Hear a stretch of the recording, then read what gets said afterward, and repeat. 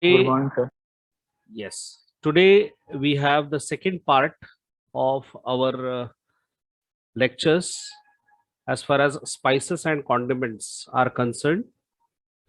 Today we are going to talk about another two very important and very common spices and condiments which are used in India. You can see right in the picture, this is a plant, and this plant is not very common in our part, that is in Mumbai, but this is a plant which is giving a very important fruit, and that fruit and the seeds both are actually utilized as a very important condiment, and this of course as a spice also, and it is very much Indian plant. It is native to India, and it has got a very important export potential. Indian cardamom is one of the best in the quality due to its characteristic flavor and aroma, and that's the reason why, as far as the demand for cardamom, Indian cardamom is concerned, it is very high. So, what is a source? As you can see, this is an inflorescence. You can see some of the flowers as well, and you can also see some of the flowers are turning into the fruits also. So, these are the fruits of cardamom. Remember, cardamom, there are two types. I'm sure you have seen both the types. The one which is slightly smaller and greenish in color is a common elaichi, and the other one is slightly blackish brownish, and that is a larger fruit. The larger one is called as large cardamom or badi elaichi, whereas the small one, small cardamom or choti elaichi. Choti elaichi is comparatively very common as far as our kitchen is concerned. So, what is the source? Cardamom is considered as the queen of all spices. And this cardamom of commerce, that is, which is used for export purpose, these are nothing but the dried aromatic capsules. Capsules are the fruits of the plants which belonging to family Zinziberaceae, the same family that is of adrak. Adrak is ginger. So it also belongs to the same family, but adrak is basically the rhizome, which is underground. And here it is basically the fruits, the capsules, which are air dried, and along with the seeds, they are used as a source of cardamom. The cardamoms, as you can make out, are broadly divided into two different categories. One as large cardamom or badi ilaichi, which is Aphramomum and Amomum species. These are the scientific names, Aphramomum and Amomum. Whereas the small cardamom or choti ilaichi, they are Aphramomum and Amomum. These are the two important plant species of large or badi ilaichi, whereas small or choti ilaichi is Elateria cardamom. It is a true cardamom, and it is commercially far more important than the earlier one, that is large or badi ilaichi. The small cardamom constitutes one of the most important spices of the world. As you can see, elaichi is known as queen of spices.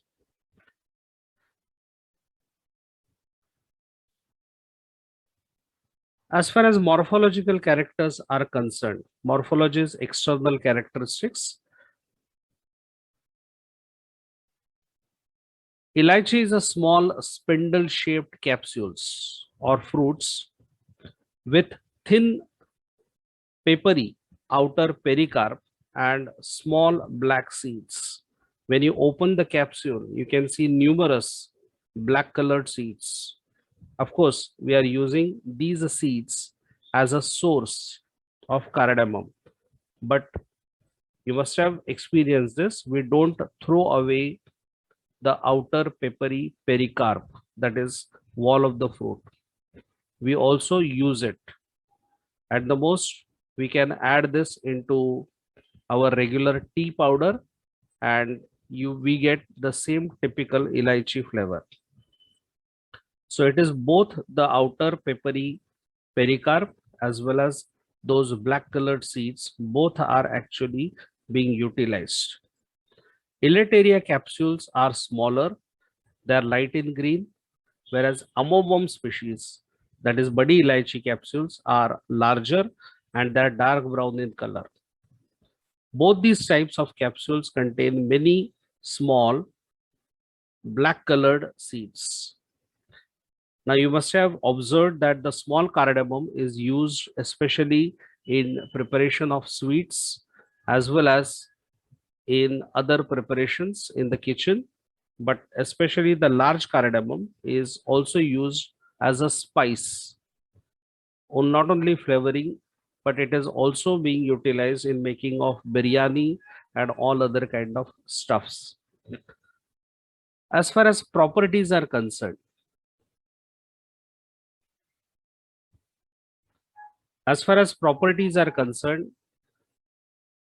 the seeds and even the capsule walls both possess a very pleasant characteristic aroma.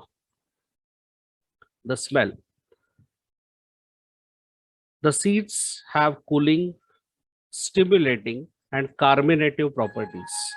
Last time also we discussed what is carminative property is basically releasing gases, relieving of gases, and it helps automatically in the process of digestion. It also exhibits antioxidant properties. What are antioxidants?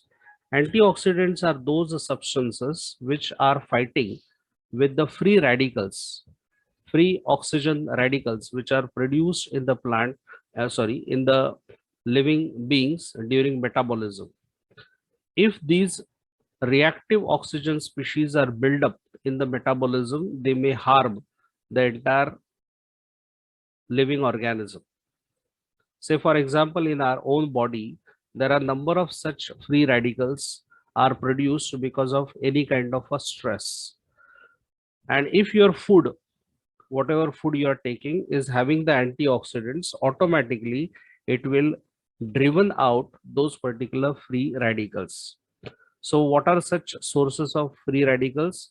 We have quite a few very common food materials which can provide the antioxidants. The number one, the most common one is vitamin C.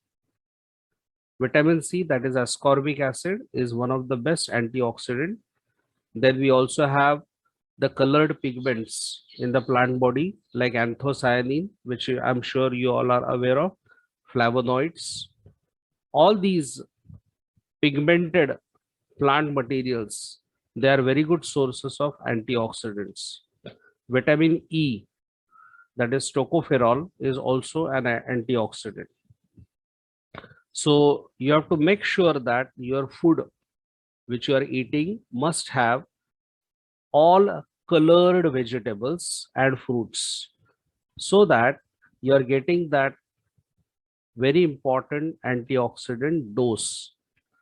So elaichi is also one of the source of those antioxidant properties. But obviously we don't add elaichi to each and every dish which you are preparing every day. And that's why you have to rely upon the very common sources of antioxidants, which I told, vitamin C, which you get from lemon, amla, or whatever kind of the typical Rutaceae members, the lemon family members, including the oranges, etc. You have to always check out for. As far as therapeutic activities of cardamom are concerned, it is basically the cardamom oil which is used. It acts as an antiseptic, antispasmodic. Spasm is nothing but the muscle cramp or any kind of cramp internally which you get. So it is antispasmodic, carminative, relieving of gases, cephalic, digestive, it helps in the digestion, diuretic, that means it promotes urine formation, expectorant, that is cough syrup, stomachic, and also acts as a tonic. So these are basic properties of the oil which is extracted from cardamom. And obviously these properties are due to the chemical constituents which are present in the oil. And the major chemical constituents which are responsible for physiochemical and therapeutic action of the plant are the volatile oil, which is about 3 to 5% of the total plant material. And this volatile oil consists of terpenine. Terpenes or terpenoids is a group of volatile compounds or secondary metabolite present in the plant body. And this terpenine is the one who is actually providing all these chemical properties. The terpenine, then there are terpineol, terpenyl acetate, cineol, myrcin, limonene, linalool, and geraniol. All these are different secondary metabolites which are present, but out of them, the most important one is terpenine. Limonene you can make out here. It is also present in other plant material, but here it is in less concentration. Geraniol also, you are aware of geranium oil. So geraniol is present over there in high concentration. Here also it is present, but it in comparatively lesser concentration. Okay, so after that we are coming to the next part, and that is uses of cardamom. Now basically cardamom is consumed internally for chewing or as a masticatory. There are people who are used to have something in their mouth. They have a continuous habit of eating something. So sometimes unfortunately it is tobacco or areca nut, that is supari. But a better option is obviously cardamom. Cardamom is internally consumed by simply chewing or as a masticatory, that is for continuous chewing purpose it is being utilized. It is a common ingredient of special seasoning and curry powders. Seasoning is nothing but garnishing, especially when you prepare sweets. So in the sweets, various kind of dry fruits along with the cardamom, they are utilized for special seasoning. It is also used for flavoring sweets, pastries, and cakes, etc.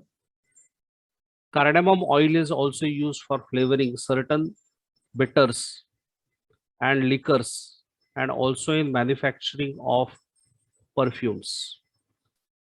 So to get a specific taste or specific flavor, cardamom oil is used in making those liquors. The essential oil of cardamom is also used as a powerful aromatic stimulant, carminative, stomachic, and diuretic. So these are the basic properties of the cardamom. And in order to get those properties, it is also used in various food and liquor sources. It also checks nausea and vomiting. And that's why people prefer to have elaichi in their liquors. The common liquor is obviously the tea. So cardamom tea is the best medicine for scanty urination. We have already mentioned that it is diuretic. Diuretic is promoting urine formation. So those who have problem with urine formation, they are not producing enough urine. So for them, cardamom tea is the best medicine. It promotes urination. So scanty urination is quantity of urine is very less. So this is the best medicine available. Diarrhea. Diarrhea is nothing but loose motion. So against loose motion, dysentery, palpitation. Palpitation यानी बोलते हैं ना घबराहट हो रही है. So for that, exhaustion and depression. So see, even though it is written as cardamom tea is best medicine against them, it is not that one you can have one single tea and you get relieved from all the problems. Sometimes the root cause of problem is something else also. So depression is something which may be for any particular reason. So by just having one single tea, you definitely won't get relieved from the depression. So it is a process. Okay. Scanty urination also, again, by taking single tea, you won't have immediately urine formation. But of course, it will help. See, anyway, you are taking tea. So at least twice or thrice a day, or maybe more than that. But if you have something added to the tea, which will definitely have a medicinal importance, is beneficial. See, tea itself is a stimulating agent. It stimulates your central nervous system. Coffee is a better stimulant. It stimulates comparatively more. But there is a problem with more stimulation also. Okay. You may get addictive also. There are people who are very much addictive to tea and coffee. So after specific period of time, they require. So you should not also get addicted to any particular thing. So from the regular dose itself, when you can add certain medicinal important properties, then it is always welcome. So after a long meetings, after long working hours, definitely you can enjoy that coffee or tea with these kind of additives. Definitely can relieve you from the sort of a depression which can be created. Okay, so just be under wrong impression that any plant material is suggested for any particular disease. That doesn't mean you can start working on the same, and you can start taking your family members as guinea pig and start giving those particular product. Of course, there are number of reasons for a particular diseases. This is probably one of the way of the treatment, but unless and until an expert, a doctor, checks the health of a particular person, I would never suggest any kind of a product to be used by any one of you. Okay, so these are the uses of cardamom. Apart from that, the appropriate intake of cardamom improves eyesight, strengthens the nervous system. So it is actually acting as a stimulant to your nervous system. So with this, we come to the end for the plant called as cardamom, which is having tremendous uses. And apart from that, it is also being utilized for the garnishing purpose as a condiment. Now we are coming to the next very important food additive as a as a condiment. It is one of the oldest and certainly among the world's most expensive spices, which is native to Southeast Asia. And I'm sure you must have seen these small boxes in which these are the reddish filament like structures and very expensive structures. This might cost around 500 to 1000 rupees, and it is nothing but saffron. World's oldest and certainly amongst world's most expensive spices, saffron. And because it is very expensive, the chances of adulteration are maximum. Adulteration, the another serious problem. Elaichi or any other spices, when you are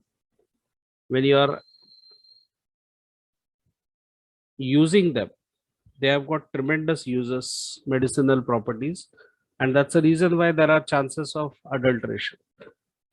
Adulteration is nothing but addition of a substance which is close to the original one. So anything which is close to the original one is used as a substitute, and sometimes that substitute doesn't have those characteristics which have been described by for a particular plant material. So what is saffron actually? How it is obtained? You can make out this. This is a flower of saffron. And this saffron cannot be grown anywhere. I'm sure you are aware that saffron is especially cultivated in Kashmir region, and the saffron flowers are very expensive. Saffron itself is very expensive because for obtaining saffron, you require large number of flowers. If I am interested in getting around say half a kg of saffron, half a kg, I'll require almost up to 5 lakh dried stigma. You can see this is a flower. The yellow colored are the stamen, okay, and the red color are the carpels. So these carpels, those stigma and styles together have to be collected. You can see here the person is taking out only this red portion, and that red portion is dried and used as a source of saffron.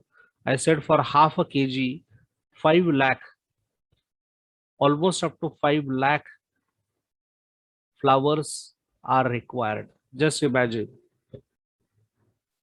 And that's the reason why it is one of the most expensive spices. The source of the saffron, it's basically the dried stigma of Crocus sativus. That is a scientific name of this particular plant, which belongs to family Iridaceae. Only dried stigma. Here you can see the cultivation of saffron. As I said, especially in Kashmir region, you get this cultivation. See how the flowers are picked up, and these flowers then later on are segregated. Only the dried stigma are collected, and rest of the flower is just the waste. But then there are, as I said, adulterants. So adulteration ke liye, there are different flowers available which do not have any property of saffron at all, any property, but then they look like even there is adulteration possible. If you have seen the cob of a maize के जो cob होते हैं उसके ऊपर जो stigma होते हैं वो they are filamentous, so they are cut, they are dried, and they are painted with red color, and they are used as adulterant. So this is adulterant which definitely does not have any wrong property. Okay, it is not harmful, but at the same time it is of no use. Okay, so such kind of adulteration are possible with all the kind of spices and condiments.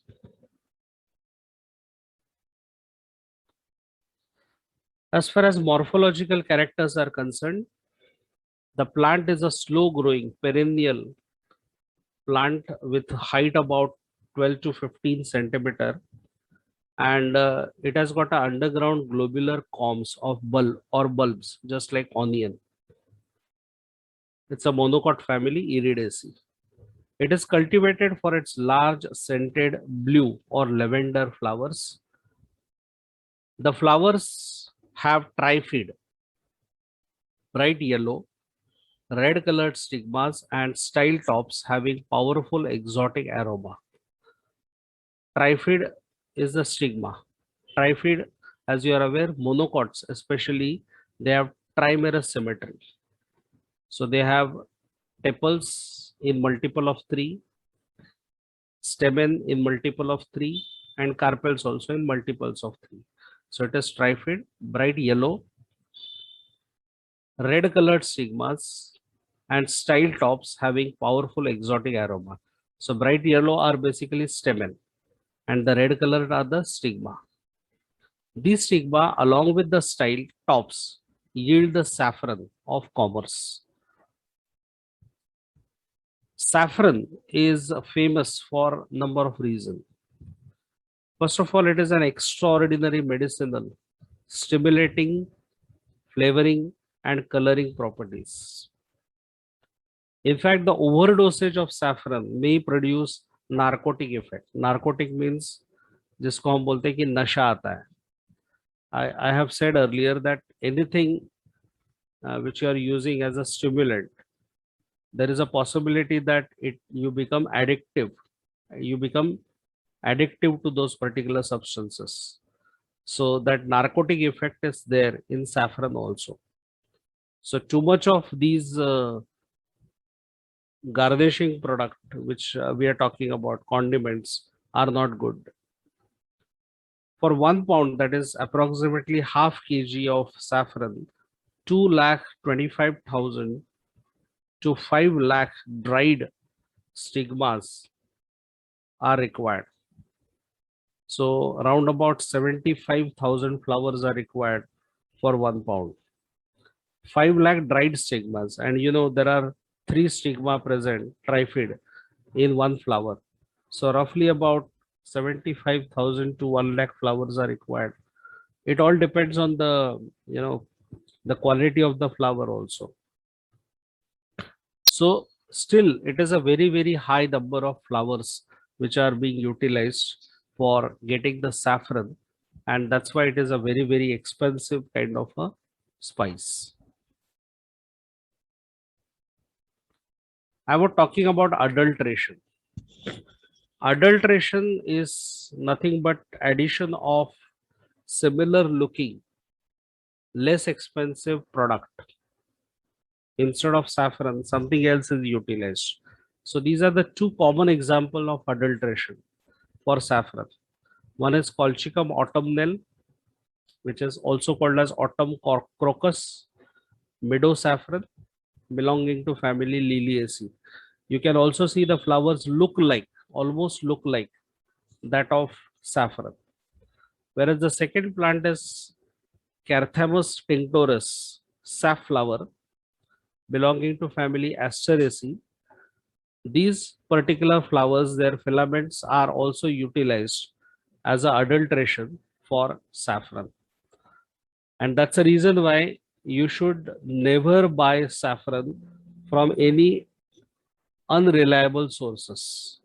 People go to different destinations, hill stations. Vaishno Devi is one of the such destination where people are buying saffron, say about a small box, maybe of 100 rupees, 200 rupees, which they feel it is a very cheap, but at the same time they are getting fooled because it is not a saffron at all.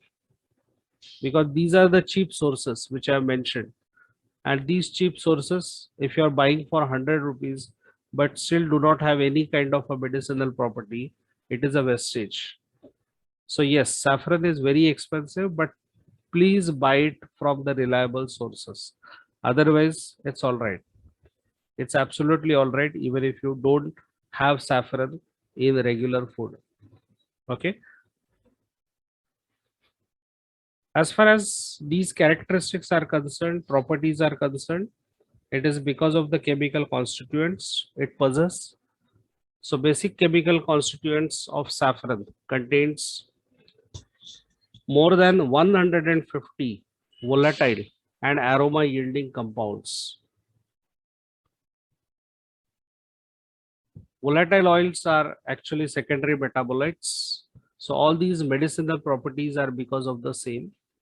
There are non-volatile active components as well, which consist of carotenoids. In photosynthetic pigments, you have learned carotenoids, and the same carotenoids are giving that typical color to the saffron, including zeaxanthin, lycopene, and various alpha and beta carotenes.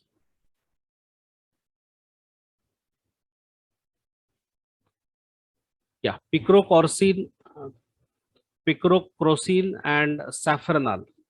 These are the two important, you can say, components.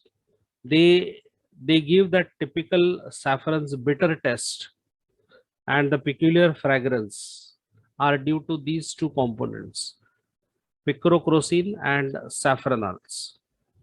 Saffron also contains a carotenoid dye, which is alpha crocine, and this alpha crocine is golden yellow color substance, and that is the one which is actually giving those typical golden yellow colored to the dishes as well as to the textiles where it is utilized. So it is carotenoid, but which carotenoid? It is alpha crocine. What are the uses of saffron? As far as the uses of saffron are concerned, saffron is used as a coloring, flavoring, and garnishing agent in exotic sweets, delicacies. Even it is used as a coloring agent for the garments also. But of course, that would be too expensive then, because obviously you'll require more amount of saffron. It is also an ingredient, very important ingredient in both Ayurvedic as well as Unani system of medicine in India. It is an effective abortifacient and is in the treatment of fever, melancholia, digestion problem, uterine troubles, diabetes, and liver spleen enlargement. So as far as the abortifacient is concerned, it is nothing but it can cause abortion. So especially it is to be avoided to the pregnant women. It may cause abortion. It is also used in the treatment of fever, melancholia. Now, as far as melancholia is concerned, it is dealing with the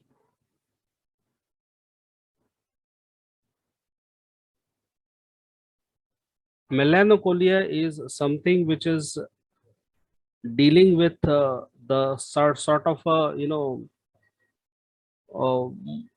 disorder of your nervous system.